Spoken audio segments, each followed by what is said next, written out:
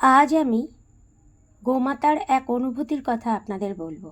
আমি রাস্তায় বেরিয়েছি, এক গোমাতা দেখি রাস্তায় বাঁধা আছে।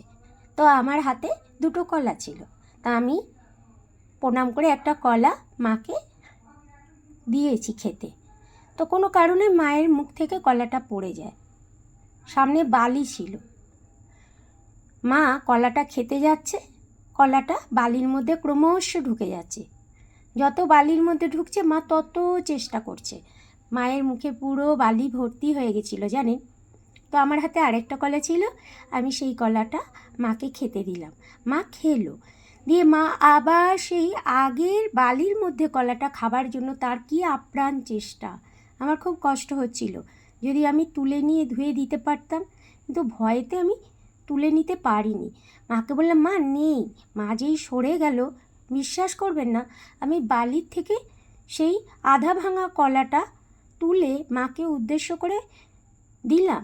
মা দূর থেকে দেখি ওই ভাঙা কলাটা গ্রহণ করলো। কি অদ্ভুত না? চারিদিকে কত মা রয়েছে ডাস্টবিনে, রাস্তায় নোংরা আবর্জনা থেকে খাবার সংগ্রহ করে। সকলের উদ্দেশ্যে বলছি, যার যতটুকু ক্ষমতা, আমাদের উচিত রাস্তার জীব জন্তু, পশু পাখি সকলকে একটু করে সেবা দেওয়া। তাছাড়া তারা কথা তো বলতে পারে না, তারা কি করবে বলুন তো?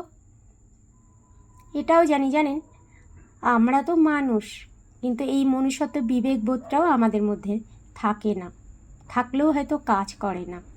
এইটুকু ক্ষমতা তো ভগবান আমাদের দিয়েছে, তো দিলেই কি হবে, সেই মানসিকতা থাকতে হবে। সকলে ভালো থাকবেন, সুস্থ থাকবেন। হরে কৃষ্ণ, রাধে রাধে।